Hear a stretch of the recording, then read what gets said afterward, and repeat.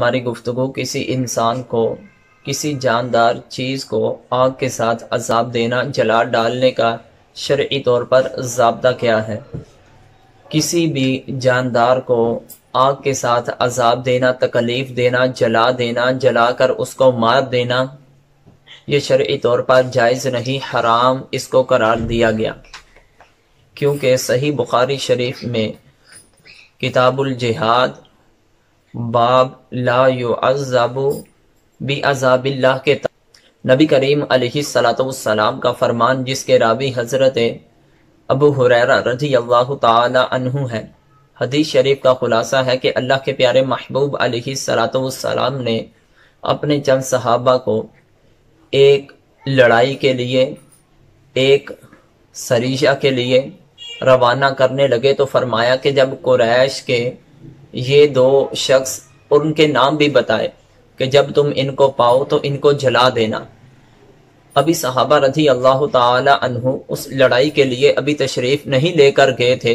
اتنے میں اللہ کے محبوب علیہ السلام دوبارہ ان کے پاس تشریف لائے اور ان کو فرمایا، اے میرے پیارے صحابہ، جو میں نے تم کو فرمایا تھا کہ وہ قریش کے فلاں فلاں شخص کو جلا دینا، اب ان کو جلانا نہیں، کیونکہ آگ کے ساتھ کسی کو جلا دینا یہ اللہ تعالیٰ کی طرف سے انسان کو عذاب ہے۔ اللہ کے عذاب کی طرح کسی بھی انسان کو اجازت نہیں کہ وہ انسان کو عذاب دے، لہٰذا جب بھی تم ان دو شخصوں کو پاؤ تو ان کو قتل کر دینا۔ اس حدیث شریف سے ہم کو پتہ چلا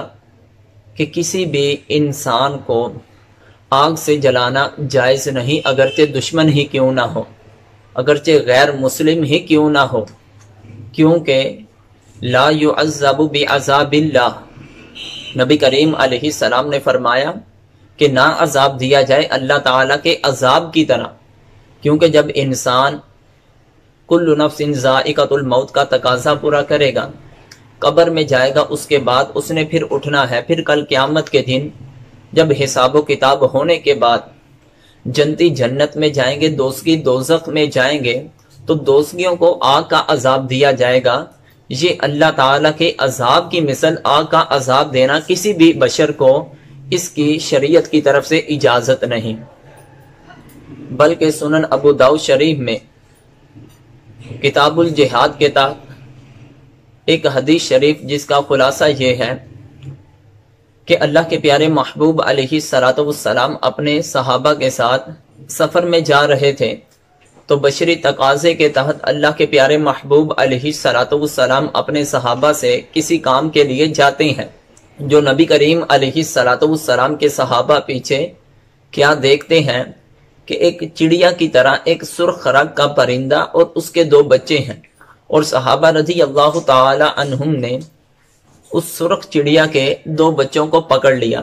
جس کی وجہ سے چڑیا جو تھی وہ صحابہ کے سروں کے ارد گرد منڈلا رہی تھی، چہچہا رہی تھی، اپنے منہ سے بول آوازیں نکال رہی تھی۔ اتنے میں اللہ کے محبوب علیہ الصلوۃ والسلام تشریف لائے اور اپنے صحابہ کو فرمایا، اے میرے پیارے صحابہ، یہ چڑیا کیوں اس طرح بول رہی ہے، آپ کے سروں پر گھوم رہی ہے؟ عرض کیا کہ ہم نے اس کے بچے پکڑے ہیں، تو نبی کریم علیہ الصلوۃ والسلام نے فرمایا، چڑیا کو اذیت نہ دو، اس کے بچوں کو چھوڑ دو۔ ابا رضی اللہ تعالی عنہم نے ان کے بچوں کو چھوڑ دیا۔ پھر اللہ کے محبوب علیہ السلام اپنے صحابہ کے ساتھ چل رہے ایک بستی سے گزرے، ادھر دیکھا کہ زمین کا کچھ حصہ جلایا ہوا تھا۔ اللہ کے محبوب علیہ الصلوۃ والسلام نے فرمایا کہ یہ جو زمین کا حصہ، یہ اس جگہ تو چیونٹیوں کے گھر تھے، ان کو کس نے جلایا؟ صحابہ رضی اللہ تعالی عنہم نے فرمایا، ہم نے اس کو جلایا۔ تو اللہ کے محبوب علیہ الصلوۃ والسلام نے فرمایا کہ آگ کا عذاب دینا، آگ کے ساتھ کسی کو موت دینا، جلا دینا، یہ کسی بھی انسان کو شریعت کی طرف سے اجازت نہیں۔ کسی بھی جاندار، چاہے وہ جاندار انسان ہے، حیوان ہے، اشرف المخلوقات ہے یا غیر اشرف المخلوقات ہے، کسی بھی روح چیز کو جلانے کی شریعت ہم کو اجازت دیتی نہیں ہے۔ ہاں، اگر کوئی آدمی کسی انسان کو آگ سے جلا ڈالے، اس کو مار ڈالے، ہاں مفتیان اکرام یہ فرماتے ہیں قصاصاً اس بندے کو جلانا یہ شرعی طور پر جائز ہے، لیکن یہ فیصلہ خود نہیں کرنا بلکہ وقت کا حاکم کرے گا، کیونکہ صحیح بخاری اور دیگر کتابوں کے اندر یہ حدیث نبوی صلی اللہ علیہ وآلہ وسلم موجود ہے کہ اللہ کے محبوب علیہ الصلوۃ والسلام جب مدینہ میں تشریف لائے تو نبی کریم علیہ الصلوۃ والسلام کی بارگاہ میں قبیلہ ارینا یا عقل قبیلہ ارینا سے کچھ لوگ نبی کریم علیہ السلام کی بارگاہ میں آئے، اسلام قبول کیا۔ تو جب ادھر آئے تو ان کے پیڑ میں کچھ خرابی پیدا ہو گئی۔ نبی کریم علیہ الصلوۃ والسلام نے اپنے صحابہ کو فرمایا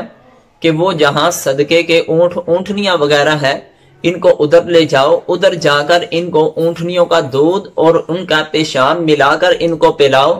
تاکہ ان کی پیٹ کی بیماریاں دور ہو جائے۔ تو نبی کریم علیہ الصلوۃ والسلام کے صحابہ ان کو صدقوں کے اونٹ کا، جو صدقے کے اونٹ تھے، ان کا پیشاب اور دودھ پلایا جاتا ہے، البتہ وہ صحت و تندرست والی نعمت سے مالا مال ہو جاتے ہیں۔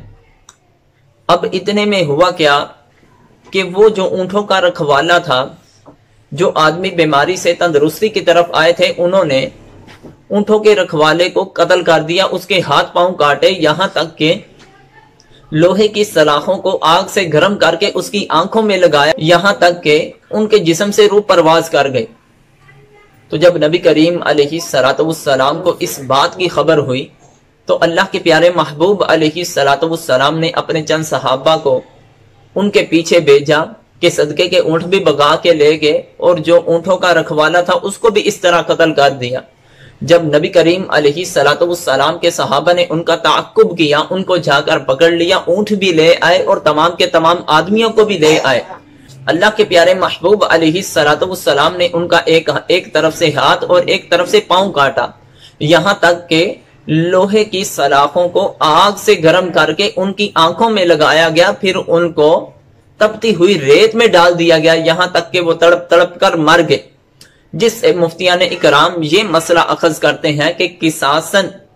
جو آدمی کسی کو جلا کر قتل کرے تو اس کو قصاصاً اس طرح قتل کرنا جائز ہے، لیکن یہ فیصلہ خود نہیں کرے بلکہ وقت کا حاکم اور قاضی کے یہ سپرد ہے۔ اللہ تعالیٰ کی بارگاہ میں